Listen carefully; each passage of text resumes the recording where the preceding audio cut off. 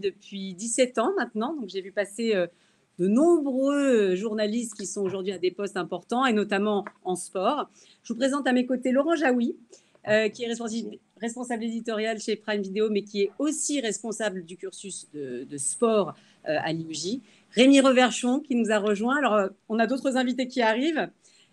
Aurélie, peut-être que tu peux présenter tous nos invités, même s'ils ne sont pas encore arrivés. Alors Aurélie, c'est la directrice des études de l'IEJ Paris, pour ceux qui la connaissent. Bonjour à tous, bonjour aux étudiants qui sont déjà à l'IEJ, bonjour aux nouveaux, aux futurs peut-être, bonjour à toi Magali, bonjour Laurent, bonjour Rémi.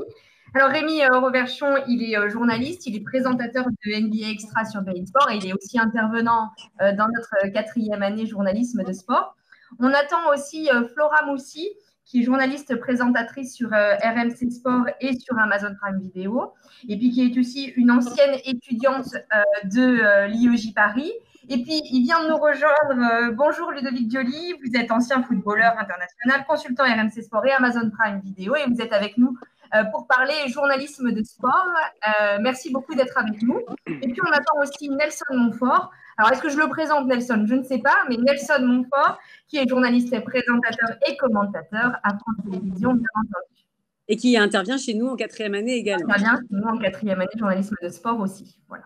Alors, on va commencer. Nos autres invités vont se connecter prochainement, mais on va un petit peu commencer. Donc, l'idée, c'était vraiment de voir ensemble comment on peut être journaliste de sport aujourd'hui. Alors, et forcément, avec une formation. Donc là, c'est vrai que l'Institut européen de journalisme de Paris va vous présenter sa formation en journalisme de sport et Laurent fera vraiment un point là-dessus. Mais l'idée, c'était de vous interviewer un petit peu, d'avoir une discussion avec vous. Évidemment, les personnes qui sont là, les spectateurs, pourront poser leurs questions. L'idée, c'est d'avoir un échange avec vous, de se rendre compte si aujourd'hui, c'est important d'être formé, pas formé, si c'est bien d'être en alternance aussi, qu'est-ce que ça apporte, le réseau, enfin tout ce qui fait qu'aujourd'hui, un jeune qui a une velléité d'être journaliste de sport peut arriver à son ambition et à son rêve, parce que c'est un rêve qui est possible. Et du coup, on va en parler ensemble. Alors du coup, Rémi, peut-être que tu vas commencer sur, évidemment, ton implication à nos côtés depuis de nombreuses années en 4e année. Qu'est-ce que tu apprends à nos étudiants et pourquoi c'est important d'apprendre ce genre de choses pour pouvoir ensuite s'insérer professionnellement? Alors, avec plaisir. Bonjour tout le monde, enchanté pour ceux qui nous suivent. Écoute, moi, ça fait un moment maintenant, puisque ça va faire, si je dis pas de bêtises, je viens de terminer ma 4e année avec l'IEJ, donc ça fait un petit moment que j'interviens dans l'école. Moi, je donne des cours donc, dans cette 4e année de Master Sport, où je donne des cours de présentation télé ou de plateau télé.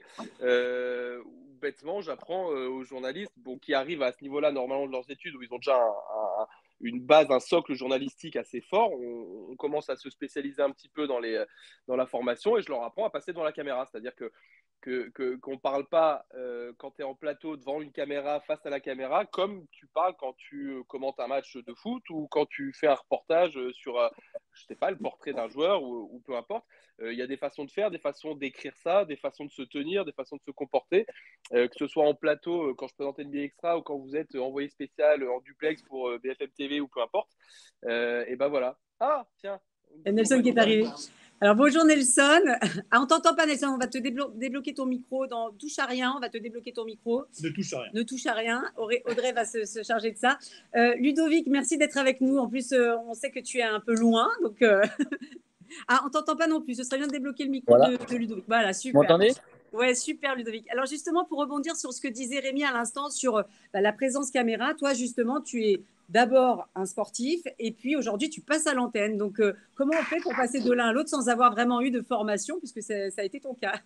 Ouais, ça a été mon cas. J'ai vraiment pas eu de formation. Après, je suis une nature assez cool à pouvoir parler avec tout le monde. Et c'est vrai que on réfléchit un peu à ce qu'on dit quand on est face caméra, quand on est de l'autre côté, justement, quand on présente. Parce qu'on a attendu. Et puis, il faut aussi travailler aussi son sujet. Je crois que le plus important, c'est quand même de connaître de quoi on parle. Mais je crois qu'il faut rester aussi naturel, de garder son caractère et de ne pas se prendre la tête et d'essayer de poser de bonnes questions. Donc, c'est comme ça que je le vois. Moi, je ne le vois pas comme un travail, je le vois plus comme un loisir, même si des fois, je dois faire attention à ce que je dis pour ne pas dire trop de bêtises. Mais je le prends vraiment comme un plaisir. J'ai été depuis 15 ans avec des caméras sur moi. Donc, du coup, je suis un peu habitué à les voir. Mais c'est vrai que quand on passe de l'autre côté, on essaie justement de mettre à l'aise le partenaire ou l'entraîneur pour justement qu'il réponde le plus simplement possible. Ludo, qu'est-ce que ça fait quelques années maintenant que tu es consultant, tu as travaillé pour plusieurs entreprises et tu as un regard expert aujourd'hui. Quel regard tu portes sur la nouvelle génération de journalistes? Il y en a beaucoup qui sont connectés là. Toi, tu les as connus quand tu étais joueur. Bon, c'était il y a quelques années. Est-ce que tu sens une évolution, une modification de la part de ces nouveaux journalistes qui arrivent? Alors moi, si tu veux, en tant que consultant, je vois la différence entre comment je travaille moi et comment eux, ils travaillent. Donc, ils sont vraiment plus pointus sur tous les sujets, sur tous les joueurs. Ils connaissent vraiment sur quoi ils vont parler, sur quoi ils vont rebondir. Ils préparent ça pendant 2-3 jours avant. Ils m'appellent, on échange ensemble. On essaie justement de bien préparer l'émission. Et franchement, j'ai l'impression qu'aujourd'hui… Ouais, on t'entend plus. Excuse-moi. Non, on t'entend. Vas-y, reprends Ludo. Ouais, excuse-moi. Donc, du coup, si tu veux, je les vois vraiment plus professionnels. Ils sont vraiment plus pointus sur vraiment tout.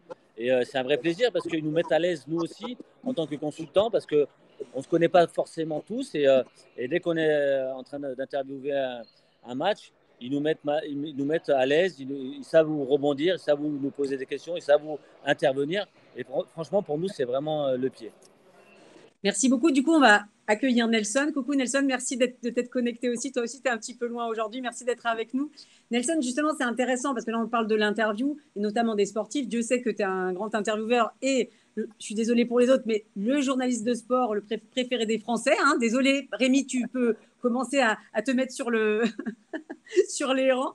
Mais pour l'instant, c'est encore Nelson qui garde ce trophée. Nelson, explique-nous un petit peu quelle est ton approche pour justement tenter de transmettre à ces jeunes journalistes tes tips pour interviewer notamment les sportifs.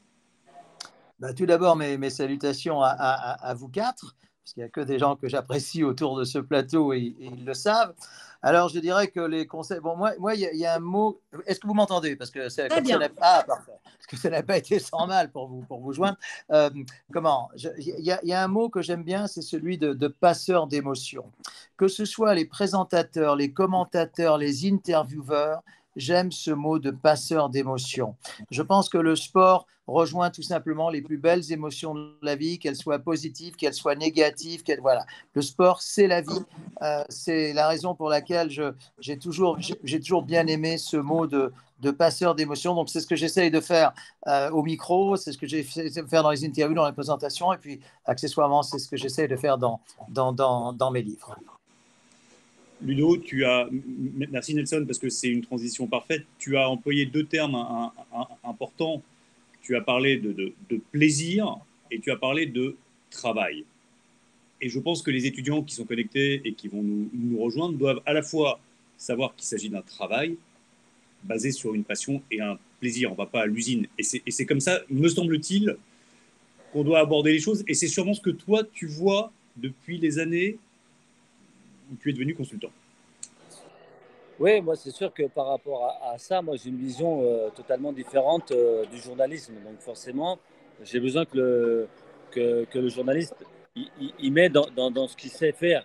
Et moi, j'essaie de lui donner justement cette passion, lui donner justement ce naturel qu'on a, nous, en tant que sportifs, pour que justement, il prenne lui aussi du plaisir, comme il dit Nelson, en transmettant justement une passion et avec leurs formules, avec justement des tons de voix, avec des interrogations, là où il faut savoir justement bien poser la voix, que nous, on ne sait pas faire, et qu'eux excellent là-dedans. Donc, pour moi, c'est vraiment un vrai bonheur de pouvoir partager avec eux tout ça. Il faut le travailler, parce qu'on n'arrive pas comme ça du jour au lendemain. Moi aussi, ça m'arrive de bien bosser mes sujets. Laurent, on a eu l'occasion de faire des interviews ensemble. Voilà, je me mets aussi la pression. C'est pas parce que je connais la personne ou le joueur que je vais arriver comme ça, les mains dans les poches. Donc ça se travaille. Des répétitions à la maison, des répétitions aussi en plateau. On appelle aussi les consultants. Et c'est comme ça que ça devient après naturel quand on fait une interview. Nelson, tu voulais rebondir, vas-y. Oui, j'apprécie beaucoup ce que vient de dire Ludovic parce que il met le doigt sur quelque chose qui est assez nouveau. Je pense que ce n'est pas faire insulte aux anciens consultants d'il y a quelques années qu'ils arrivaient un peu moins bien préparés que les consultants d'aujourd'hui. Je pense que Ludovic confirmera ce que je suis en train de dire. Et quand il parle de travail, etc., de travailler à la maison, je suis tout à fait d'accord avec lui. Même les consultants connaissent admirablement ce dont ils parlent, mais je pense que le rôle du journaliste, en tout cas lorsque je commente avec Philippe le patinage artistique, il y a un petit truc qui, je crois, peut intéresser nos jeunes auditeurs et qui, j'espère, les intéressera pour les années à venir. C'est que moi, je pose une question. Ah, on t'entend pas. Ah, ça coupe. Non, ça vient de chez nous. Vous entendez Nelson? Non, on n'entend plus. On t'entend plus, Nelson. On a réussi à couper Nelson, faut le faire. On a coupé Nelson, mais alors du coup, tu sais que son pseudo, c'est Nelson, mais le son moins fort. Mais là, du coup, on n'avait plus du tout de son, Nelson. On n'a plus du tout de son. Ah, ça va revenir. Attends, Audrey va s'en occuper, Nelson. Bouge pas, touche à rien, on va s'occuper de tout. Aurélie, tu voulais dire quelque chose? Aurélie, la directrice des études de l'Institut européen de journalisme de Paris. Vas-y, Aurélie. Oui, ben, j'en profite puisque je suis chargée, si tu veux bien, de transmettre les questions de nos étudiants ou futurs étudiants. Un étudiant, un prospect demande, un étudiant qui se renseigne se demande comment développer une légitimité en tant que jeune journaliste, comment on gagne en légitimité quand on est tout jeune journaliste et dans le sport particulièrement. Qui voudrait répondre à cette question? Rémi? Bon, je veux bien y aller si tu veux. Ouais. Vas-y. Merci Rémi. Et bah, avec plaisir. Non, c'est une très bonne question. Et la réponse, elle est hyper simple. C'est en bossant. C'est-à-dire que évidemment, vous n'allez pas sortir de. Tu sais, moi, dans les 4 ans où j'ai donné des cours à l'IEJ, il y en a plein d'étudiants hyper motivés qui sont venus me voir, qui m'ont dit moi j'aimerais faire ce que tu fais, je voudrais commenter des matchs NBA, je voudrais présenter NBA Extra, je voudrais tout ça.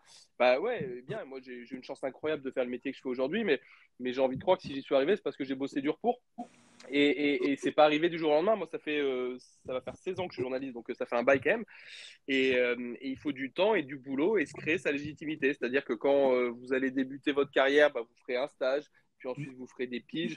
Vous n'aurez pas de contrat pendant un temps, ce sera dur. Vous prendrez ce qu'on vous donnera. Vous aurez en début de carrière, clairement, quand on est journaliste, c'est un métier qui n'est pas simple, mais c'est un métier qui fait tellement rêver en même temps qui est très demandé. Donc c'est pour ça qu'on ne sort pas d'école avec un CDI comme ça.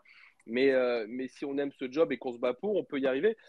Vous sortirez en fait avec des piges où vous comblerez des trous, des manques dans les plannings de rédaction à droite à gauche et il faudra faire preuve de capacité d'adaptation, s'ouvrir à des sports qu'on connaissait peut-être un peu moins, être capable de bosser ces sujets en fait et petit à petit au fil des ans, si vous bossez et que vos sujets sont respectables. Aurélie, on entend ton clavier, Aurélie, pardon. je te permets. C'est comme ça, je pense qu'on acquiert une légitimité, quoi. Juste une chose, Flora Moussi, bonjour. Flora est une ancienne étudiante de l'IEJ Paris et du Master Sport. Flora, tu es aujourd'hui présentatrice sur RMC. Justement, ça ne fait pas si longtemps que tu es sortie de l'école. Justement, tu peux nous expliquer un petit peu ce passage et cette légitimité que tu as réussi à prouver, en tout cas? Ouais, j'ai l'impression que ça fait très longtemps déjà, pourtant que je suis partie de l'école. Non, ça me fait vieillir, mais c'est pas ça. Ça passe très vite, mine de rien, mais c'est vrai ce que dit Rémi est important. En fait, je pense que le plus capital, c'est de jamais lâcher parce que des moments de galère avec des piges, on en a tous eu. On s'est tous posé la question de si on allait continuer ou pas, si ça valait vraiment le coup parce qu'il faut aussi, il y a la vie à côté. Financièrement, il faut pouvoir s'en sortir aussi. Et c'est important de jamais lâcher en fait et se dire, j'ai pas travaillé pendant toutes ces années, notamment à l'IEJ pour rien. Faut que ça me serve à quelque chose et donc jamais lâcher et puis surtout, voilà, accepter tout ce qu'on nous propose, ne pas faire le difficile parce que moi j'ai entendu des gens qui étaient en pige dire je ne veux pas travailler le week-end, je veux pas travailler le soir, ça me plaît pas, ça me convient pas. Ça, c'est le genre de choses qui sont rédhibitoires parce qu'on est des centaines en fait à postuler pour un seul poste. Donc si on commence à être difficile et à se dire moi je ne veux pas telle ou telle chose ou je prétends déjà à commenter des matchs ou à présenter telle ou telle émission, ce sera très très compliqué parce qu'on n'est clairement pas tout seul. De plus en plus je vois de jeunes arriver, moi RMC de l'IEJ, et je me dis mais il y a énormément de monde qui veut faire ce boulot, donc faut pas faire le difficile non plus. D'ailleurs, je suis très contente. Il y a beaucoup d'anciens de l'IEJ qui sont aujourd'hui à tes côtés. En tout cas, chez le groupe Altis. Dans le groupe Altis, on est très, très fiers. Et Nelson, tu voulais rebondir sur ce que disait Flora? Ah ben, on t'entend pas, hein, t'entends pas, Nelson. Il n'y a pas le son. Alors, Audrey, est-ce que tu peux couper le son de Nelson et tenter de le remettre? Parce que là, on ne l'entend pas. Et je suis sûre qu'il y a des choses très, très intéressantes à nous dire. Il avait l'air. En attendant que Nelson récupère sa voix, rebondir sur ce que vient de dire Flora et qui est central. En l'occurrence, la disponibilité qu'il faut avoir pour faire ce métier, notamment de journaliste de sport. On viendra tout à l'heure sur la spécificité de journaliste de sport. Il est inenvisageable d'avoir des étudiants qui demandent leur week-end, des étudiants qui demandent leur soirée. Voilà, c'est pas possible. C'est tout simplement imaginer un sportif qui dirait à son coach, moi je peux pas travailler le week-end. Voilà, c'est pas possible. C'est pas un argument. On le dit parce que le cas se présente dans toutes les rédactions, à France Télévisions, chez Nelson. Ah, je l'ai entendu plein de fois. À BIN, avec Rémi, chez RMC Sport et avec Flora. Non, vous êtes disponible 52 week-ends par an, 53 week-ends par an. Je ne sais pas si on a récupéré Nelson. Tu as récupéré ton son, Nelson? Vas-y. Eh bien non, non, malheureusement. Non, t'entends pas, Nelson. Hein. Alors là, je ne sais pas. Pourtant, ton micro est bien ouvert. Je ne sais pas. Donc, voilà, Audrey va faire quelque chose pour toi, c'est sûr. Nous, on va continuer par rapport. On a perdu Ludovic aussi. Oui, alors Ludovic, il est loin, hein, donc il est très loin. Est instable.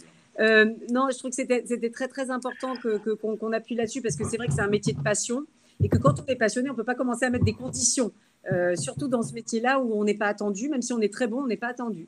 Et c'est les plus travailleurs, ceux qui vont tenir le plus dans cette envie-là, qui vont réussir. Et moi, j'ai connu Flora bébé, hein, quand elle était petite journaliste, et c'était déjà une étudiante qui sortait du lot par rapport à ça, son investissement, son travail. Et je pense que ça se joue déjà à l'école, en fait. Et le réseau, vous le faites aussi à l'école.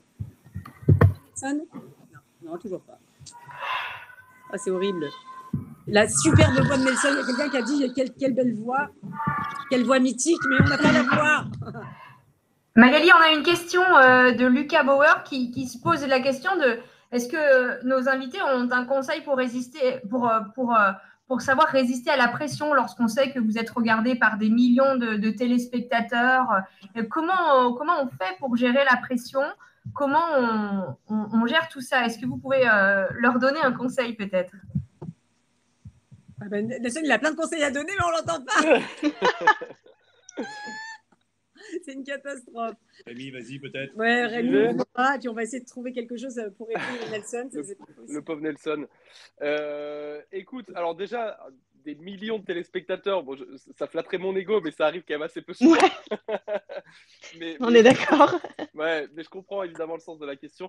C'est vrai que c'est particulier à partir du moment où vous passez que vous soyez devant la caméra ou pas. D'ailleurs, quand vous êtes en voix off, aux commentaires, c'est pareil. Tant que vous êtes en direct, vous êtes écouté par du monde et il y a cette pression qui vous mange un peu. Mais je sais pas, c'est un truc qu'on résout par le boulot, encore une fois. C'est-à-dire que quand on maîtrise ce dont on parle et quand on a calé son émission, son commentaire, ses infos, ce qu'on va raconter, qu'on sait un petit peu, qu'on maîtrise un peu son dossier, j'ai envie de croire que ça allège un peu du stress. Après, c'est de l'expérience, hein, ça vient petit à petit. C'est comme, moi, je compare beaucoup mon métier à celui d'un sportif, c'est-à-dire que ce qu'on disait tout à l'heure, c'est compliqué de se faire sa place là-dedans, comme en NBA, quand un débutant, un rookie arrive dans une équipe NBA, il n'a pas de temps de jeu, il n'a pas le respect, il n'a pas tout ça, mais c'est en bossant à l'entraînement qu'il va se faire sa place et gagner son temps de jeu dans l'équipe. C'est pareil dans notre métier, et petit à petit, pensez bien que LeBron James, qui a 18 ans de NBA derrière lui, il a plus trop de stress au début d'un match NBA maintenant, quoi. Et je pense qu'au fil des ans, c'est comme ça que pour Flora, pour moi, pour tous nos collègues, et voilà, c'est un peu la même chose. Avec l'expérience, petit à petit, on maîtrise son truc, on prend un peu plus de plaisir et un peu moins de stress, quoi. Flora, tu es d'accord avec ça? Ouais, totalement. En fait, le stress, je pense que Rémi sera d'accord. On le ressent les premières fois de façon très, très intense, ou même on se dit, je veux pas du tout faire ça. En fait, je veux partir très, très loin. Je veux plus être là. Et en fait, une fois que l'émission est lancée et qu'on est dedans, qu'on maîtrise son sujet, c'est exactement ça. Tant qu'on sait de quoi on va parler, qu'on n'a pas ce stress, on a la chance en plus, nous, de travailler dans le sport. Donc, il peut rien, a priori, de se passer de grave, ou on peut, enfin, voilà, il y a aussi ça qui permet de dédramatiser un petit peu la situation. On ne parle pas de guerre, on ne parle pas de pandémie. Rémi ou toutes ces choses-là. Donc, c'est un peu plus léger malgré tout. Et à partir du moment où on est dans un contexte de confiance avec des gens qu'on connaît, qu'on a l'habitude de travailler dans cet endroit-là, ça allège quand même beaucoup la pression. Et moi, personnellement, quand je suis en plateau, je ne pense pas du tout aux gens qui regardent la télé ou quoi. C'est comme si je faisais de la télé. Je discute avec des potes d'un match de foot, quoi. Il y a vraiment ce côté un peu plus Cette fois-ci, je léger crois que et c'est bon. on oublie en fait les gens qui regardent. Nelson a Cette retrouvé fois-ci, du je crois que c'est son. bon. Nelson, tu voulais rebondir, du coup, tu as entendu, tu as plein de choses à dire, du coup, je pense. Écoutez, j'ai l'impression de vous parler depuis les sous-sols du Pentagone. Là. Je ne sais pas si… vous me recevez peut-être, Magali? Nickel, nickel. Excellent. Oui. Alors, ayant manqué l'épisode précédent et n'ayant pas entendu l'auditeur précédent, je veux juste rebondir sur ce qu'a dit Flora et après je vais être obligé de vous quitter parce que le devoir m'appelle. Mais ce qu'a dit Flora est très intéressant, mais ce qu'a dit Flora et ce qu'a rajouté Rémi est d'autant plus intéressant, c'est que le fait de se rendre disponible n'est pas seulement quelque chose en début de carrière, c'est quelque chose qui accompagne toute la carrière. Je pense que Rémi ne me contredira pas et Laurent non plus. Il faut se rendre disponible pendant tout son itinéraire professionnel. Il n'y a absolument aucune position assise, il n'y a aucune position établie. Croyez-moi. Et c'est comme ça que l'on réussira. Cette humilité dont parlait si justement Flora, cette disponibilité, puisque c'est de ça qu'il s'agit, il faut l'avoir pendant tout son itinéraire professionnel.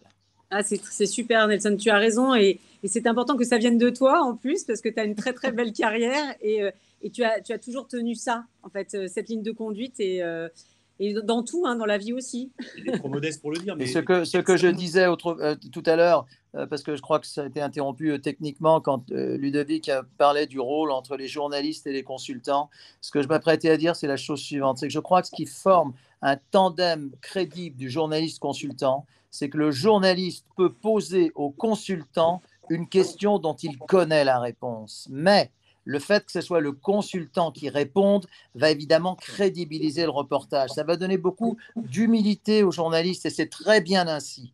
Et puis j'ajoute que, et ça c'est peut-être pas quelque chose qu'on peut dire évidemment dans un cours de journalisme, mais il est évident, on peut me dire ce que l'on veut, mais qu'une relation personnelle établie entre un journaliste et un consultant dans la vie donne évidemment à l'antenne un résultat qui est beaucoup plus probant, si j'en juge évidemment par le tandem que nous formons avec Philippe depuis plusieurs années. Voilà. Merci beaucoup, Nelson. Tu voulais dire quelque chose, Laurent? Non, juste dire, avant que Nelson ne nous quitte, je vais être obligé, cher Magali, cher Laurent, de vous laisser parce que la liaison est déjà moyenne, mais je suis au moins heureux d'avoir pu participer à ce webinaire extrêmement chaleureux et sympathique. Voilà. À très vite, Nelson. Au revoir, mes amis. Je vous embrasse tous. Au revoir. Au revoir. Au revoir. Vous voulez dire quelque chose, tu peux le dire quand même. Hein. Au revoir. Il n'écoutera pas, tant pis. Par rapport à la disponibilité, un garçon comme Nelson accepte encore aujourd'hui, malgré son statut et sa notoriété, de présenter le journal des sports sur la chaîne France Info sans dire quoi que ce soit, sans que ça pose de problème, et de se rendre disponible pour le planning. C'est ce qu'on attend des journalistes aussi, cette capacité à être présent quand on fait appel à eux. On a l'impression un peu de rabâcher, de radoter par rapport à ça, mais c'est trop important. C'est trop important. Vous allez arriver dans des rédactions très vite, on le souhaite. Vous allez être répertoriés comme les petits jeunes qui veulent se faire une place, qui ont du talent, qui sont très agiles, qui savent aller vite.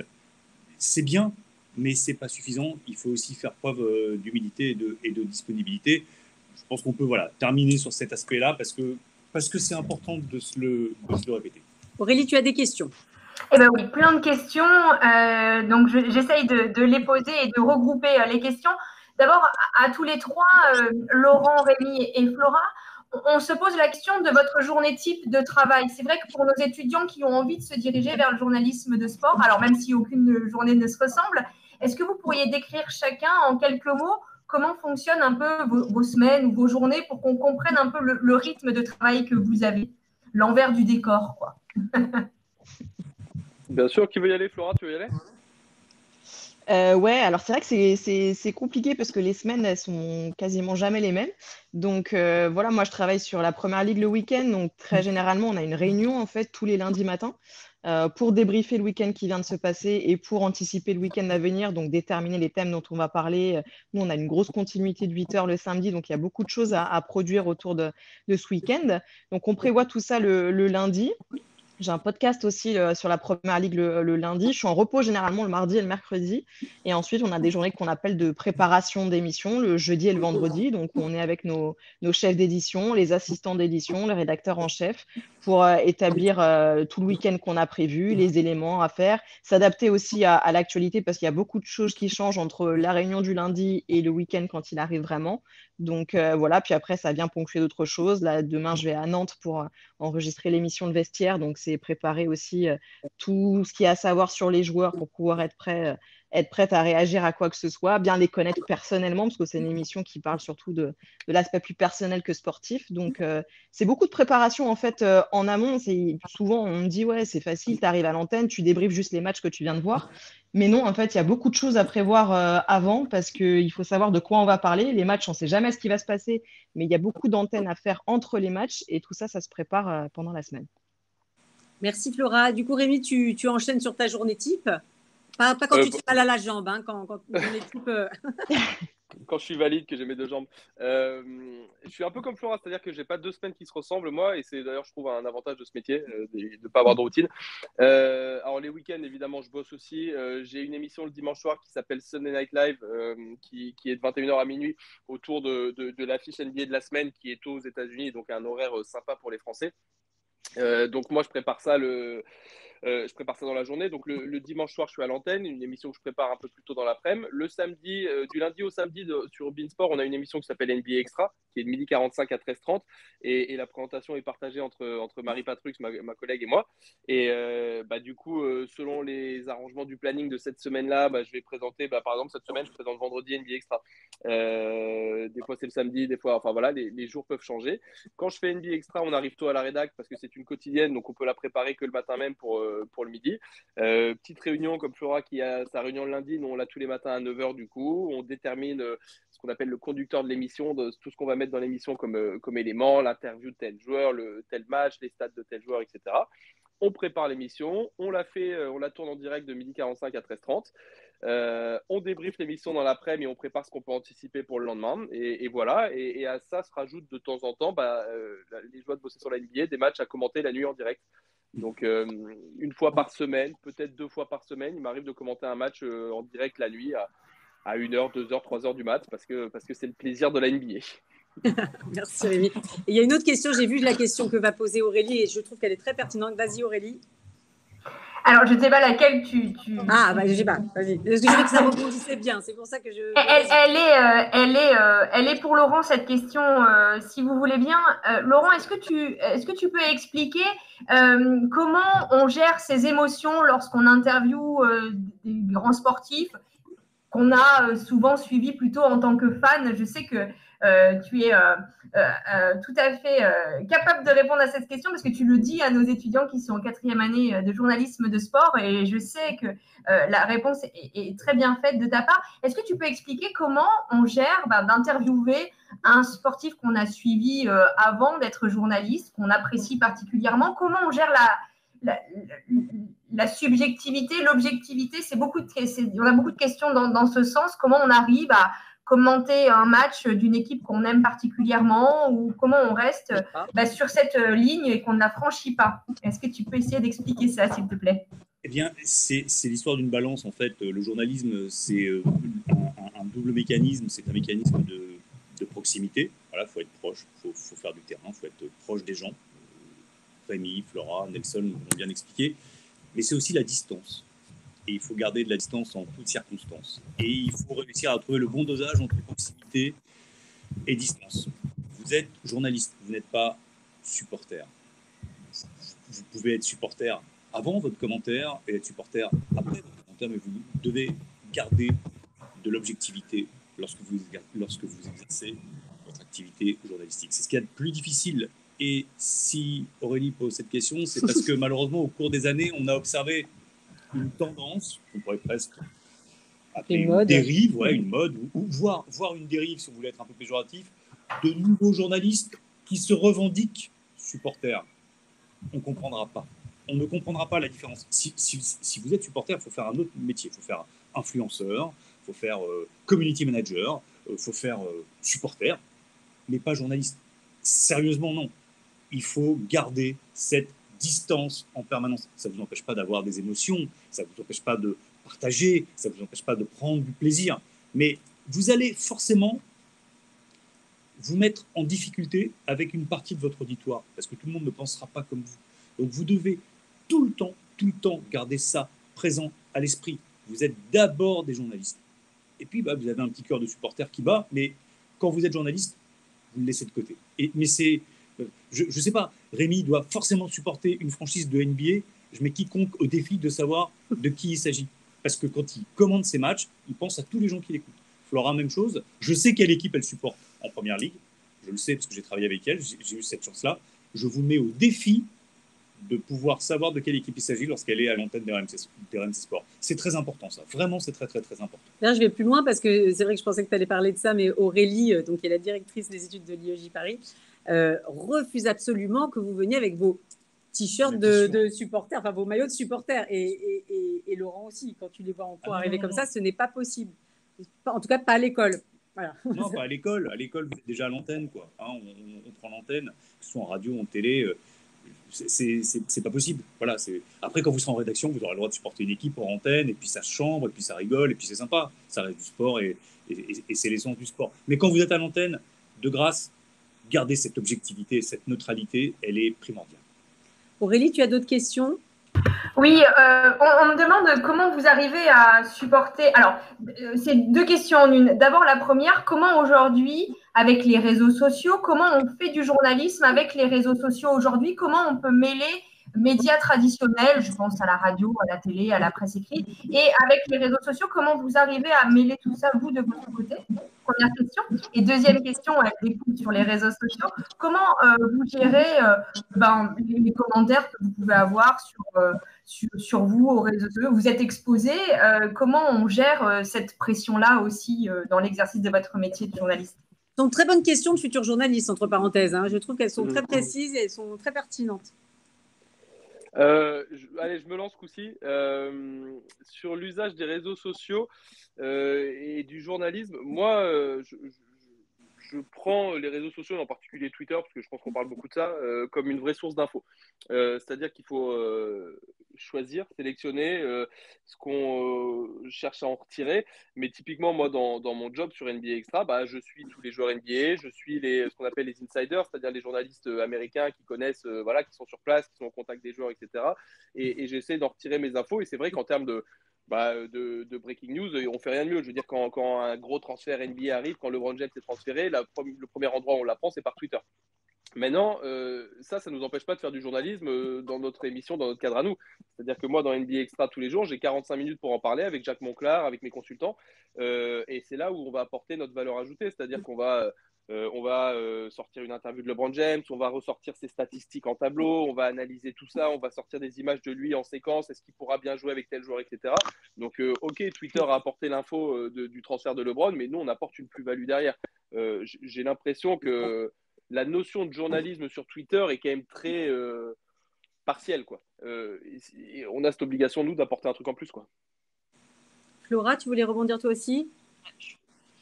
Ouais, non, je suis totalement d'accord. Et moi, je vais prendre le parallèle aussi avec cet été, quand on a vécu le transfert de Cristiano Ronaldo qui était de retour en Première Ligue. L'info, en fait, elle tombe tout de suite sur Twitter. Après, là, j'alerte sur la nécessité de vérifier aussi les infos, parce qu'il y a beaucoup d'infos qui tournent et elles sont pas toujours bonnes. Parfois, on a tendance à s'emballer quand on voit une info passer et on se dit c'est bon, ça y est, c'est fait, et on ne vérifie pas et après, c'est terminé. Donc, du coup, il faut vraiment faire attention à la vérification d'infos, parce que sur Twitter, il y a beaucoup, beaucoup de flux d'infos et pas toujours très, très bien informés. Donc, il faut faire attention à ça. Mais c'est vrai que ce que dit Rémi est très important. Nous, notre boulot, c'est pas juste d'arriver à l'antenne 3 jours après et de dire « Ah bah, Cristiano Ronaldo a signé à Manchester United ». Tout le monde le sait, en fait, avec les réseaux sociaux. Tout le monde le saura avant que nous, on soit à l'antenne. Donc, il y a vraiment ce besoin d'aller plus loin et de se dire qu'est-ce que nous, du coup, on va pouvoir apporter comme info aux gens qui nous regardent et dont ils ne sont pas au courant finalement. Donc, revenir sur son passage avant à Manchester United ou d'autres choses, je ne sais pas, c'est des exemples. Mais il faut toujours apporter quelque chose en plus parce que c'est vrai qu'on est forcément en retard en fait par rapport aux réseaux sociaux. Et ça je pense que ça a changé totalement notre métier parce que du coup, on réagit plus de la même façon face à une info en fait. Et du coup, Pardon, vas-y Rémi. Pardon. Ouais, non, du coup, je voulais répondre, c'est vrai, à la deuxième partie de la question qui était intéressante aussi, Oui. d'Aurélie et de la personne qui nous regarde. Notre image et sa gestion par rapport aux réseaux sociaux, c'est vrai que ça, c'est un truc à prendre en compte. C'est qu'à partir du moment où on est exposé, bah ouais, aujourd'hui, tu vois, en 2022, moi, ça fait. Bean, on fait nos 10 ans, là, c'était le mois prochain. Donc, je suis là depuis le début de la chaîne, depuis 2012. Quand j'arrive en 2012, c'est les tout débuts de Twitter et compagnie. Ça fait un peu vieux con, mais c'est vrai. Et du coup, il n'y avait pas trop ce problème. Mais petit à petit, on l'a vu arriver dans le sens où. On a tous connu cette période, et je suis sûr que Flora, tu as connu ça aussi, du moment où, bah ouais, bien sûr qu'on allait regarder dans ses mentions après son émission, voir ce que les gens disaient de nous de l'émission et voir les retours. Alors, bien sûr, ça flatte notre ego, une vie extra, c'est trop bien et tout, j'étais content, mais dans le lot, il y avait toujours à voir un mec ou deux qui, tu vois, il y a des haters, quoi, il y a des commentaires négatifs. Bon, il y a des commentaires négatifs qui peuvent être tout à fait justifiés, puis il y en a qui sont, on va pas se mentir, les réseaux sociaux, c'est aussi souvent la poubelle de l'humanité, quoi. Il peut y avoir un peu de tout. Et en fait, moi, ce que je conseille à tout le monde, c'est aujourd'hui, dans ce monde où on est réseaux sociaux à mort, où tout le monde a l'occasion de parler à tout le monde, ou pense avoir l'occasion de parler à tout le monde, pour les gens d'antenne qui passent devant la caméra, comme Flora, comme moi, il faut se blinder une carapace. Il faut se construire un truc, une espèce de protection, et ne plus y attacher grand-chose. C'est-à-dire que ça m'arrive encore, je ne vais pas vous mentir, d'aller sur Twitter, de regarder un peu ce que les gens disent, mais autant il y a 5-6 ans, je le faisais systématiquement, autant maintenant, si je le fais une fois par semaine de temps en temps, c'est le bout du monde, et ça m'atteint peu. C'est-à-dire que les retours qui m'intéressent, c'est ceux de mes collègues, ceux de mes chefs, ceux de mon entourage. Je ne suis pas persuadé que Twitter soit la vie, en fait. Voilà. Flora, toi, tu as déjà eu parfois des mauvaises remontées comme ça des réseaux sociaux, des choses qui t'ont blessé, ou toi aussi, tu prends beaucoup de recul par rapport à ce que tu peux voir, lire, ou tu évites carrément de lire? Ah, on ne t'entend pas, Flora. Non, on reçoit des notifications appelant que c'est compliqué. Ah, est-ce que là, vous m'entendez? C'est bon. Oui, on reçoit des notifications, donc c'est compliqué de ne pas regarder finalement. Après, j'ai ce... Alors moi, je vois ça comme un avantage, mais ça peut être un désavantage d'être une femme qui parle de foot, et certains hommes ne sont pas prêts à ça. Donc, je reçois beaucoup de messages négatifs par rapport à ça, beaucoup de retourne à la cuisine, pardon. Enfin voilà, ça me fait opter tellement c'est dur d'entendre ça. Donc il faut être prêt à ça. Après, moi, je prends beaucoup de recul par rapport à tout ça. Je vois ça comme des conneries que je reçois, et j'y accorde pas beaucoup d'importance. Maintenant, évidemment qu'il faut quand même être un petit peu blindé quand on reçoit ce genre de messages. J'ai reçu des messages, des menaces de mort, des choses comme ça. Enfin, juste parce qu'on a mal parlé d'un joueur, par exemple, et que ça plaît pas à la communauté qui le suit. Donc, il faut être assez vigilant et assez blindé, mais il faut prendre beaucoup de recul, en fait. Vraiment, moi, c'est comme si on ne parlait pas de moi, finalement. C'est pas à moi qu'on s'adresse, on parle à quelqu'un d'autre. Il ne faut pas y accorder d'importance. Mais voilà, il faut aussi s'y préparer et se dire que ça peut arriver et que ça n'arrive pas qu'aux autres. On en reçoit aussi beaucoup, hein. Donc, il faut faire attention. Flora, je me permets de rebondir par rapport à ce que tu as dit sur le fait d'être une femme dans un milieu d'hommes encore. Aujourd'hui, je suis désolée, hein, on est encore dans un milieu d'hommes. Est-ce que tu as l'impression qu'aujourd'hui, justement, il y a une ouverture pour ces jeunes journalistes sportifs femmes et qu'il y a une possibilité pour elles de prendre un petit peu le lead sur ce groupe plutôt d'hommes au départ? Et je trouve qu'il y a des choses qui bougent. Donc, qu'est-ce que tu sens, toi, sur le terrain, justement? Oui, totalement. Ça bouge dans tous les sens, en fait. C'est-à-dire que nous, la question de la parité homme-femme à RMC arrive vraiment sur le devant de la scène et est importante, et c'est important pour la chaîne et pour tout le groupe que cette parité existe aujourd'hui. Maintenant, voilà, moi, quand on me demande souvent pourquoi il n'y a pas plus de femmes, on me dit oui, mais c'est un milieu d'hommes, ça va être compliqué. Moi, j'ai jamais eu trop de problèmes vraiment pour m'intégrer parmi des rédactions où il y avait que des hommes. J'ai travaillé quasiment qu'avec des hommes toute ma carrière, donc ça me gêne pas. Enfin, moi, ça a toujours été très bienveillant, donc j'ai jamais eu de problème de ce côté-là. Mais c'est vrai qu'il y a vraiment une ouverture aujourd'hui où on laisse beaucoup plus de place aux femmes. Maintenant, moi, je regarde pas personnellement que ce soit un homme ou une femme à compétences égales. Enfin, voilà, il n'y a pas de ces histoires de quotas, tout ça, je suis pas forcément pour. C'est vraiment juste une histoire de quelqu'un qui est compétent, va être mis là juste parce qu'il est compétent, pas parce que c'est une femme, parce que c'est un homme, parce que quoi que ce soit d'autre. Mais c'est vrai que moi, je le vois pour les femmes qui ont envie d'être journalistes sportives. Voilà, c'est évidemment qu'il va falloir se battre parce que les critiques dont je parlais sur Twitter, on peut les entendre ailleurs, dans la vraie vie, dans une rédaction, par des collègues, etc. Donc, il faut y être préparé. Mais ça forge le caractère et c'est sûr qu'il ne faut pas arriver en se faisant discrète et en restant dans un coin parce que sinon, on ne nous verra jamais et ce sera encore plus difficile d'accéder à ce qu'on veut faire. Mais c'est possible, vraiment. Enfin, s'il y a une chose à dire, c'est tout à fait possible et au contraire, venez, parce qu'on est 2 femmes dans la rédaction, c'est pas possible. Merci Flora. On va reprendre la main sur les propos de Flora et profiter de la Ludovic deuxième est là. présence de Ludo qui travaille régulièrement dans sa zone géographique avec 2 journalistes, en l'occurrence Laurie Samama et Leslie Boitrel. C'est une ancienne de l'IEJ, Leslie Boitrel. Parfait. Et c'est vrai, Ludo, qu'aujourd'hui, c'est même plus un sujet en fait. Malheureusement, on en parle, mais pour toi, c'est plus un sujet. Non, pour moi, c'est bien un sujet parce que voilà, ça fait on est collègues et elles font un travail extraordinaire et là-dessus, il y a rien à dire. C'est comme si en plus on se connaissait depuis longtemps, elles connaissent leur sujet, on parle football normalement. Alors oui, bien sûr, il y a toujours du respect parce que c'est une femme et il faut justement faire les choses bien. Mais à partir de là, c'est une collègue, il faut le voir comme ça. Et c'est vrai qu'aujourd'hui, nous, en tant qu'anciens joueurs, on n'a pas de souci de voir une femme en bord de terrain commenter ou nous interviewer. Et c'est les retours que j'ai aussi des joueurs actuels dans les vestiaires. Donc voilà, je crois qu'on n'a plus besoin d'en parler. Ça fait partie des mœurs. Et maintenant, elles sont avec nous et tant mieux. Elles apportent justement un peu de délicatesse, de beauté. Et c'est ce qu'on aime. Et là-dessus, je crois qu'il faut arrêter de polémiquer sur des choses où des fois il n'y en a pas. Et en tout cas, elles sont le bienvenu depuis pas mal d'années sur les bords de terrain. Et c'est un plaisir de pouvoir partager avec elles. Rémi, par exemple, comment l'arrivée d'Audrey Sorey a été perçue par les fans de NBA? Moi, je trouve ça très malin d'être allé chercher Audrey Sorey, qui a un vécu exceptionnel de basketteuse de très très haut niveau et qui parle de NBA alors que, bon, bah, évidemment, elle n'a pas joué aux États-Unis. Comment c'est ressenti par la fan base, si tu me permets cette expression? Ouais, bien sûr, hyper bien. Et pourquoi? Pour une raison, et c'est le terme qu'a employé Flora tout à l'heure, c'est ses compétences. C'est qu'Audrey, elle est faite pour ça. Moi, je trouve que c'est une bible du basket. En plus, tu sais quoi? Elle a joué aux États-Unis. Elle a joué ce qu'on appelle en WNBA, la NBA féminine. C'était la première française d'ailleurs à y aller en 2001, ça remonte. Et donc, elle a cette légitimité. Tu vois, elle a été aux États-Unis. Elle a joué dans l'équivalent de la NBA là-bas. Elle a un palmarès évidemment incroyable. Audrey, elle a été multiples fois championne d'Europe, médaille olympique, etc. Et surtout, je sais pas, c'est le Wikipédia du basket. J'ai l'impression que je la lance sur n'importe quel sujet, n'importe quelle question. Et Audrey, elle te déroule un truc et tu l'écoutes parler. Tu dis, putain, mais oui, tu vois, c'est tout paraît évident quand elle te répond. Et juste pour ça, c'est hyper bien passé. Je vous assure que j'ai jamais vu. Mais alors vraiment, les messages négatifs sur Audrey sur Twitter, je les compte sur les doigts d'une main pour des centaines de messages. Donc ça s'est fait tout seul pour ses compétences, bêtement.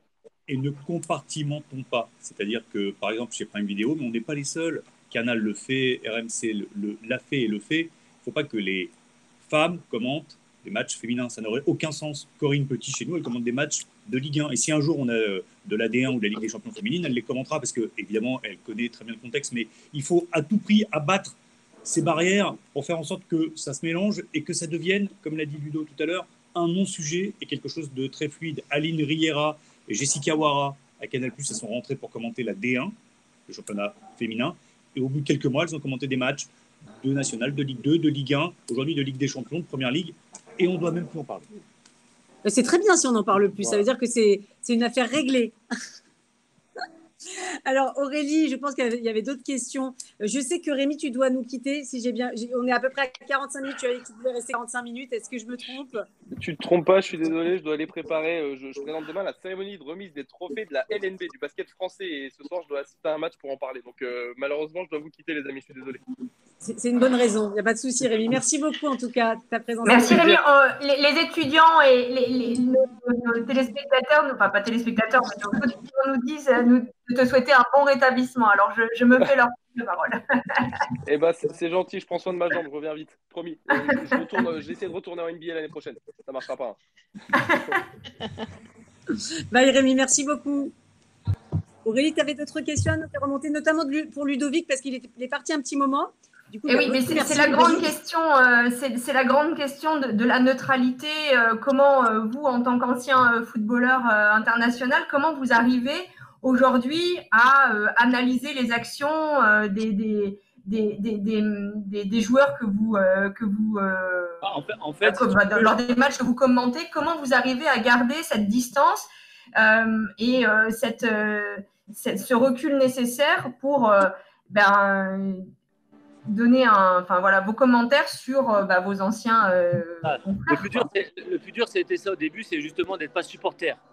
Parce que comme on a été, moi j'ai joué dans pas mal de clubs français, forcément, j'ai essayé tout de suite de dire, ok, je vais prendre du recul. J'en ai pris plein la figure sur les réseaux parce que j'avais pas supporté tel ou tel match, mon équipe ou quoi que ce soit. Mais justement, à un moment donné, c'est dire, voilà, je suis neutre. Je fais mon boulot et j'essaie d'analyser au mieux ce que je ressens et ce que je vois sur le terrain pour que la personne qui va m'entendre comprenne ce que je dis. Avec des mots très simples, avec des mots nature, avec des choses qui sont très simples pour pas justement entrer dans des phrases où personne ne va rien comprendre. Déjà, moi, le premier, je ne sais pas le faire. Et de deux, j'essaie de rester le plus simple. Mais pour moi, le plus dur, ça a été vraiment d'être neutre dans un but, dans une action. Alors des fois, je fais j'essaie de me reprendre parce que c'est beau. J'essaie de cacher un peu ça parce que forcément, quand on a joué dans des clubs, on a une affection et on connaît surtout des joueurs qui ont joué avec nous ou qui sont sympas avec nous pour des interviews, des choses comme ça. Donc ça, c'était un vrai travail pour moi parce que je suis en fait assez nature. Donc je pars tout de suite dans la phrase basique et du coup là-dessus j'ai un peu travaillé. Et comment les critiques sont-elles ressenties, Ludo, par les joueurs actuels de Ligue 1 quand parfois ils ratent leur match et que tu es obligé de signaler? Moi, tu sais, je fais ce métier-là, j'ai été joueur, donc forcément, je peux dire qu'un joueur n'a pas été bon, mais après, je ne suis pas là à l'assassiner, je veux dire, je ne suis pas là à l'insulter, je ne lui manque pas de respect. Je peux lui dire, voilà, sur ce match-là, il n'a pas été bon parce que physiquement, peut-être, il n'est pas bien. Ou peut-être qu'avec le coach, il ne s'est pas compris. Voilà, il y a plein de paramètres que tu peux décrire quand quelqu'un manque un match. Après, de là à le salir, je ne suis pas la bonne personne. Je n'ai jamais sali personne. Et du coup, je n'ai jamais de problème avec personne parce que je suis bienveillant par rapport à ça. J'essaie d'être le plus juste. Et des fois, ça m'arrive d'en parler avec le mec en disant, voilà, tu as loupé ton match, pourquoi? Et en off, il me dit, voilà, j'ai eu tel problème.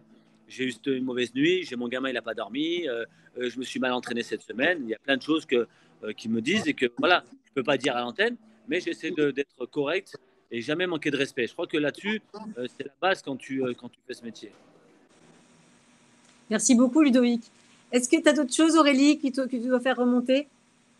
Maintenant, c'est plus sur ce qu'offre l'IEJ en fait en termes de formation de manière plus concrète.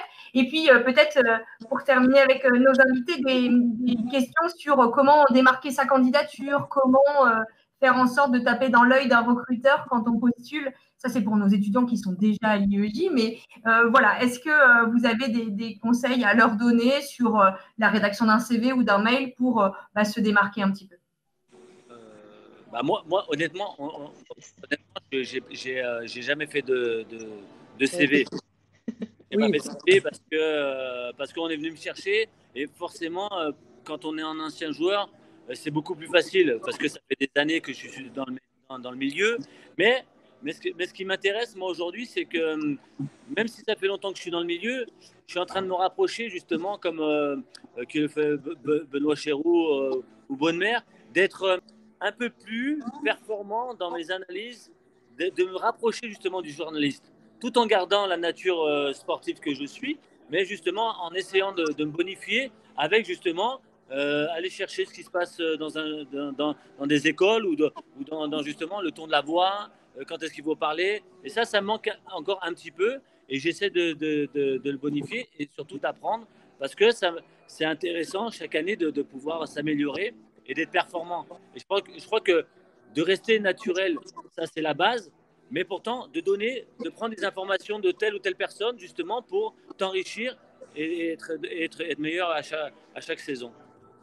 Merci beaucoup. Flora, est-ce que tu as des... Ouais, je vais rebondir sur ce que dit Ludovic, c'est que on est tellement nombreux à vouloir faire ce métier aujourd'hui, les étudiants, il y en a beaucoup qui sortent d'école de plus en plus. Je pense que c'est important qu'on ressente finalement tout de suite la personnalité de chaque être humain qui va venir postuler parce que finalement, en fait, on est tellement nombreux qu'il faut arriver à se différencier.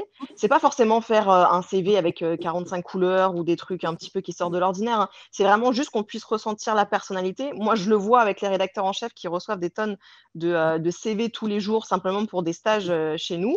Et là, ce qui est important, c'est la persévérance parce que certains, en fait, me disent, il y en a un, il m'a envoyé 45 fois son CV, je vais finir par le prendre parce que j'en peux plus de recevoir son CV tous les 4 matins. Mais ça finit par marcher, hein.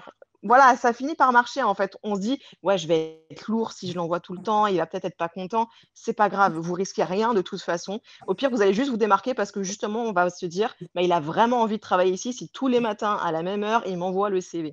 Donc, faut pas lâcher, c'est la persévérance qui payera parce que, encore une fois, il y a beaucoup de monde. Donc, il faut juste arriver à se différencier. Si je peux rajouter, je crois qu'il faut être passionné. Il faut aimer ce qu'on fait. Donc, à un moment donné, ça se voit. Si tu aimes ce que tu fais, ça se voit de suite. Si tu sais de quoi tu parles, ça se voit aussi de suite. Donc, on ne peut pas tricher quand on est, je pense, consultant ou journaliste. On ne peut pas tricher, ça se voit de suite. Et je crois que voilà, si on a cette passion-là et cette flamme, je crois que tu peux aller de partout. Et je rajouterais par rapport à ce que disent Flora et Ludovic, soyez vous-même, ne vous travestissez pas. Surtout pas, parce que ça se voit tout de suite quand quelqu'un joue un rôle dans un recrutement, dans un entretien. Soyez vous-même, Ludo a employé 3 fois le terme nature, c'est très important. Ne reniez pas votre nature, travaillez dessus si elle présente quelques défauts ou des avantages. Évidemment qu'il faut travailler dessus, mais surtout, ne vous construisez pas un personnage qui ferait qu'il y aurait tromperie sur la marchandise parce que ça ne marche jamais, quoi. Ça se voit, c'est comme le nez au milieu de la figure, ça se voit vraiment.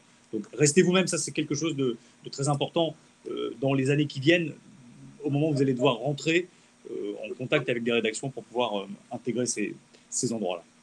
Merci beaucoup. Je pense qu'on va laisser Flora et Ludovic repartir. Merci infiniment d'avoir été là.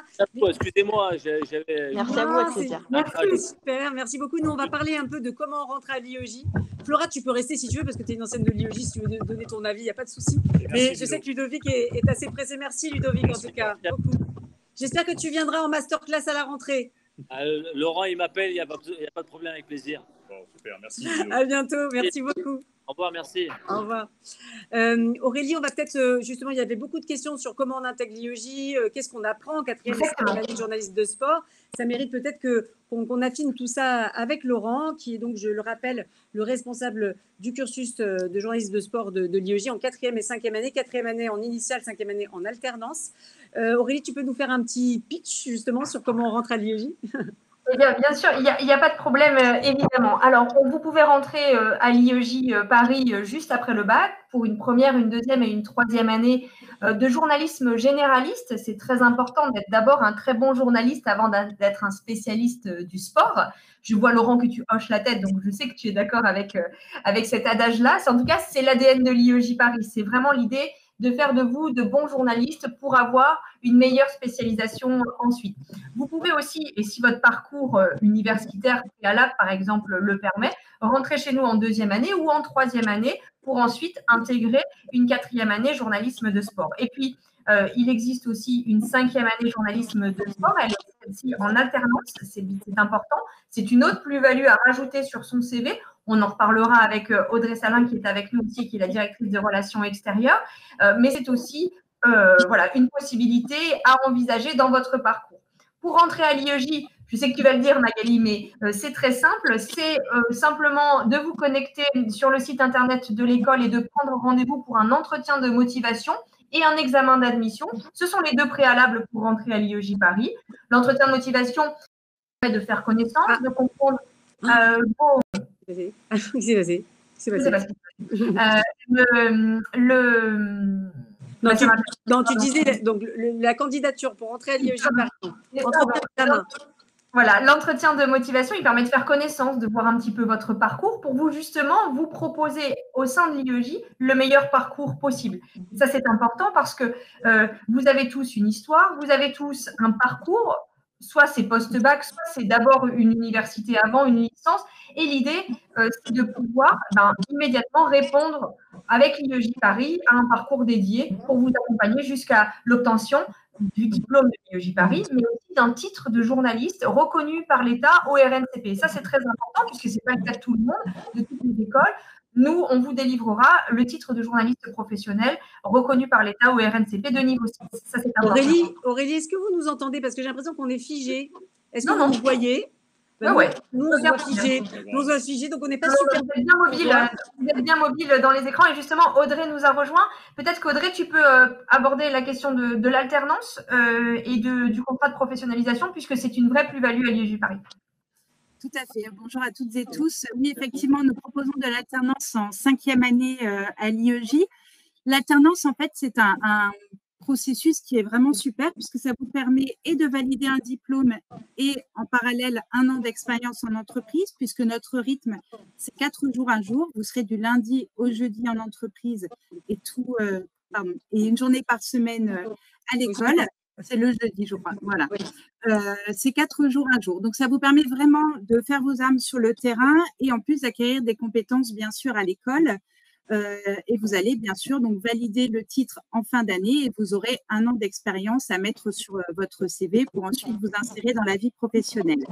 Et ce qui n'est pas négligeable, c'est que l'entreprise qui va vous accueillir en alternance va financer votre formation à l'IEJ. Et vous allez également percevoir un salaire puisque vous serez salarié de l'entreprise en question.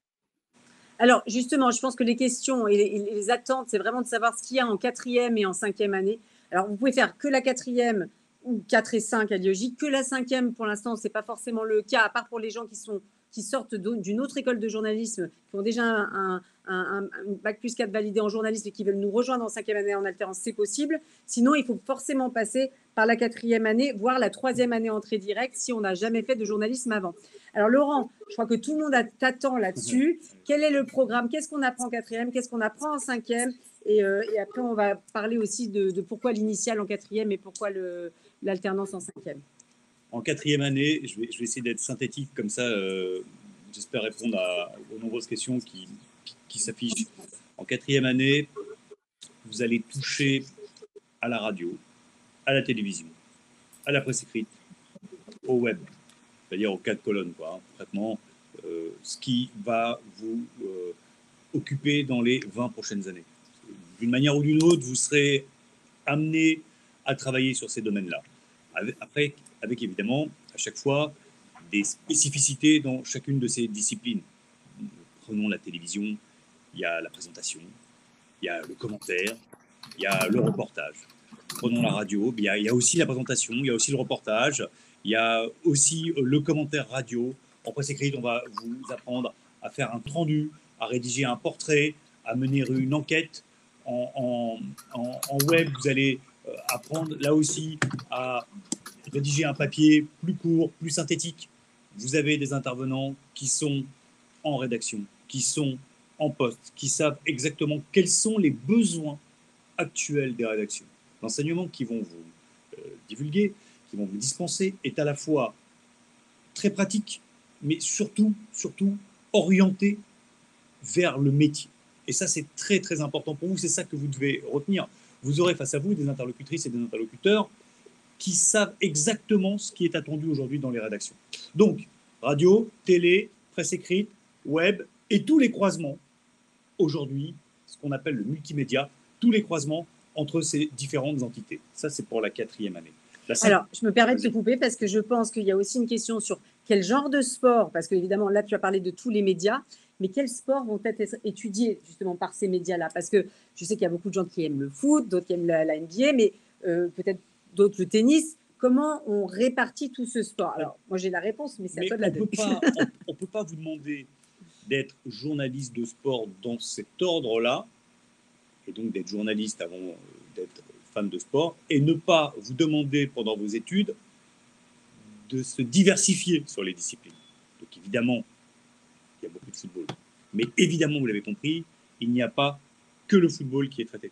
On va travailler sur le tennis, là, voilà, il y a Roland Garros qui va démarrer, on va travailler sur évidemment le basket et la NBA, on en a parlé avec Rémi Reverchon, et la Formule 1, l'athlétisme, la natation, qui sont des sports olympiques hyper importants. Il n'y a pas vraiment beaucoup de disciplines qu'on laissera de côté, et presque, j'ai envie de vous dire, peu importe. Parce qu'encore une fois, ce sont toujours les mêmes mécanismes, ce sont toujours les mêmes réflexes, ce sont toujours les mêmes enjeux, quelle que soit la discipline. Alors évidemment, le football, c'est plus facile, on a tous un avis et une connaissance, on va dire, assez large sur le football. Mais presque, j'ai envie de vous dire, quand c'est une discipline que vous maîtrisez moins bien, c'est tout aussi intéressant, voire plus, parce que vous devez aller chercher l'information, vous devez aller à la source, vous devez vous faire un peu de mal. Il faut sortir de sa zone de confort. Donc oui, bien sûr, le football, c'est le tronc commun, mais surtout pas que le football. Vous n'êtes pas dans une formation de journalisme de football, on n'en est pas là. C'est journalisme de sport. Donc évidemment, pour répondre à ta question, Magali, on étudie toutes les disciplines, surtout celles avec lesquelles vous n'êtes pas complètement à l'aise pour pouvoir vous faire progresser. Et les enseignants sont très sensibilisés à cette question. Merci beaucoup pour la 4e année, je pense que c'est clair. La 5e année, justement, en alternance, 4 jours en entreprise, 1 jour à l'école. Bah, évidemment, la porte alternance est forcément des lignes sur le CV et importante. Qu'est-ce que pédagogiquement on apporte à l'IEJ dans cette 5e année? Ah bah, y a un mot qui décrit bien cette 5e année, c'est la spécialisation, la spécification. C'est-à-dire qu'en fait, ce que vous allez apprendre sur le terrain pendant 4 jours, quand vous serez en rédaction, le 5e jour, ici à l'école, on va plus loin. On va dans quelque chose de plus profond que ce qu'on a fait en 4e année. Quelques exemples. En radio, en 4e année, on travaille, comme je vous l'ai dit, sur la présentation, sur le reportage, sur le commentaire. En 5e année, on est sur le podcast, on est sur le portrait, on est sur... Tout de suite, c'est comme si on était descendu. Vous voyez, vous êtes explorateur dans une grotte, vous descendez de 2-3 paliers. Ça va être ça, la 5e année, c'est on va au plus profond des choses. Même chose en presse écrite. On va apprendre à faire un portrait avec 7 ou 8 intervenants pour parler d'une personne qui n'aura pas voulu vous rencontrer. Donc ça nécessite un degré de précision beaucoup plus précis, beaucoup plus d'acuité. Voilà, je cherchais le terme. La 5e année, c'est une année de spécialisation. 4 jours en entreprise pour être le plus opérationnel possible et le 5e jour, ici, à l'IEJ, avec des enseignants très formés pour aller le plus loin possible dans la spécialisation pour être le plus complet au moment d'entrer sur le marché du travail. Alors justement, je me permets de rebondir, Laurence, sur les intervenants de la 4e et de la 5e année, puisqu'ils sont tous journalistes professionnels, ils arrivent aussi avec leur réseau. Est-ce que tu peux donner quelques noms en 4e et 5e année on a vu Rémi qui intervient chez nous, ou Nelson, d'autres noms de personnalités qui interviennent en 4e et 5e année sur le cursus de journaliste de sport? Vous aurez des journalistes commentateurs, des gens comme Xavier Giraudon, comme Christophe Bureau, Frédéric Viard, qui sont toute l'année en train de commenter des rencontres. Vous aurez des journalistes de presse écrite comme Grégory Schneider de Libération, Laurent Perrin du Parisien. Vous aurez des journalistes de radio comme Cyril de la Morinerie d'Europe 1, Fabrice Rigobert de Radio France, Julien Richard d'RMC, Alexandre Dabram de France Bleu. Vous aurez pour le web des gens qui travaillent de manière très concrète dans des médias où en permanence on traite l'information, des gens qui viennent d'Eurosport, d'Eurosport.fr, qui est l'un des sites les plus fréquentés. Vous aurez aussi la chance lors de cette année de pouvoir être au contact de gens qui, comment je peux vous dire ça, savent exactement quoi vous apporter parce que la réalité du terrain, ils la connaissent. Alors, on n'est pas là pour faire du name dropping, mais ce qui est sûr, c'est que ce sont des gens qui, 95% du temps, sont en rédaction et 5% de leur temps vont être avec vous. Donc, on a comme ça tout un panel de commentateurs, de présentateurs, de reporters qui vont être à vos côtés pour vous donner les ficelles du métier. Parce qu'en fait, c'est ça. Et évidemment, une fois que vous serez sorti de l'école, ils sauront qui vous êtes, quel est votre niveau, et ils seront capables de vous recommander, de vous orienter, et de dire à leur directeur de rédaction, tiens, bah, tel profil, oui, c'est très intéressant, prends-le en pige. Oui, tel profil, c'est très intéressant, prends-le en stage. Oui, tel profil, c'est très intéressant, on peut lui proposer telle modalité pour pouvoir le faire travailler et progresser. Donc vraiment, vous ne serez jamais abandonné et en fait, vous serez tout le temps accompagné. Et votre entrée dans le marché du travail, du journalisme, se fera de manière très à la fois douce et concrète. C'est ça, je pense, qu'il faut retenir. Alors, je me permets de rebondir sur quelques questions de l'intégration à l'IEJ Paris dans le cursus de sport. Alors, pour ceux qui n'ont jamais fait de journalisme avant, qu'on fait un bac+3 d'histoire, de lettres, de droit, je ne sais, vous serez obligé de passer d'abord par une année passerelle, un pré-master. On va vous apprendre vraiment tous les médias, radio, télé, presse écrite, web. Et ensuite seulement, vous irez en 4e année de spécialité, dont la spécialité sport. Pour les étudiants qui sortent d'autres écoles de journalisme, qui ont fait un bachelor ou un bac+4 en journalisme, vous pouvez postuler dès maintenant. D'ailleurs, Audrey, si tu veux bien mettre le bouton pour qu'on puisse, si vous souhaitez prendre rendez-vous pour un entretien de motivation, parce que je vous explique à nouveau, Aurélie, Bernard l'a dit tout à l'heure, comment on rentre à l'IEJ, entretien de motivation, examen d'admission. D'accord ? Les deux préalables se font en même temps. L'idée, c'est vraiment, dans cet entretien de motivation, de nous exposer vos envies, vos ambitions, vos ambitions professionnelles et de voir si c'est bien en adéquation avec ce qu'on enseigne ici. Donc, ce n'est pas un jury. L'idée, c'est vraiment une discussion d'une 30aine de minutes. Alors, ça peut être avec moi, avec Aurélie, avec Audrey. L'idée, c'est vraiment qu'on affine ensemble votre projet professionnel et voir si l'IEJ vous convient bien. Bien sûr, il y aura un examen d'admission qui va nous permettre d'identifier votre niveau pour dire si oui ou non, vous pouvez rentrer à l'IEJ.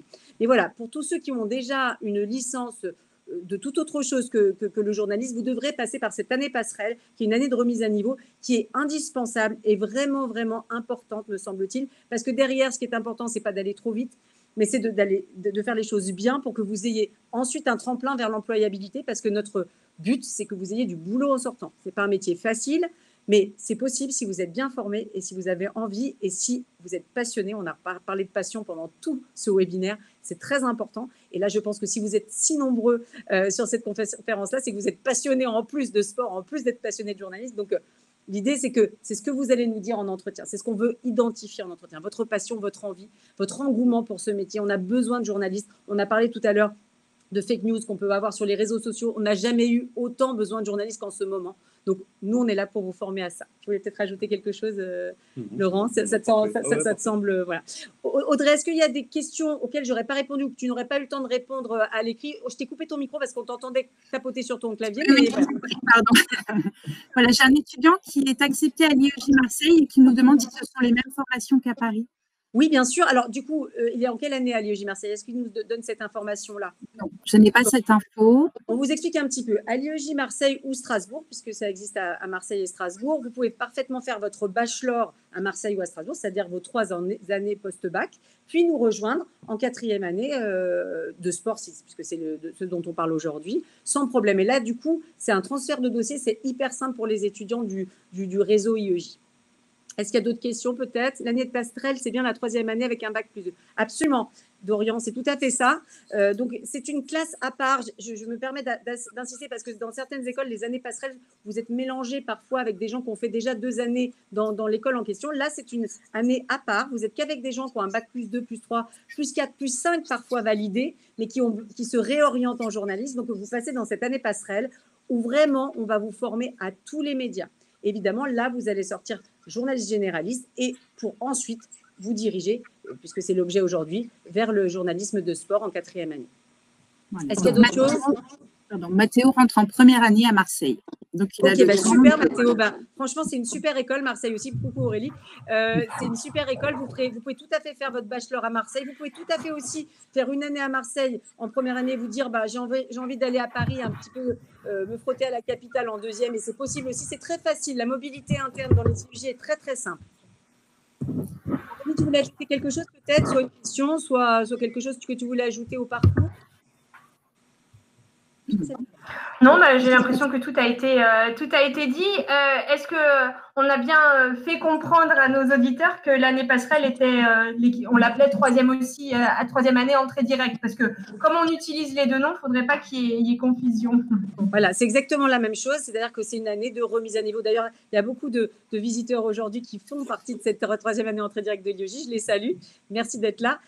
Et puis, on a aussi beaucoup de personnes qui s'intéressent à l'IEJ, qui veulent y rentrer. Donc, vraiment, si vous êtes sûr de vous, que vous avez envie de postuler, ça ne vous engage en rien, hein, parce que l'entretien de motivation et l'examen d'admission sont parfaitement gratuits. Donc, la candidature à l'IEJ Paris est parfaitement gratuite. Ce n'est pas le cas d'autres écoles de journalisme. Donc, il n'y a pas du coup d'engagement financier à postuler. Si vous êtes intéressé, vous avez un petit bouton au-dessus là, de l'écran avec le rendez-vous. Vous mettez vos coordonnées, on vous recontacte pour caler un rendez-vous pour un entretien de motivation. Ce sera certainement avec Audrey, Aurélie ou moi. Et l'idée, c'est qu'on affine ensemble votre projet professionnel.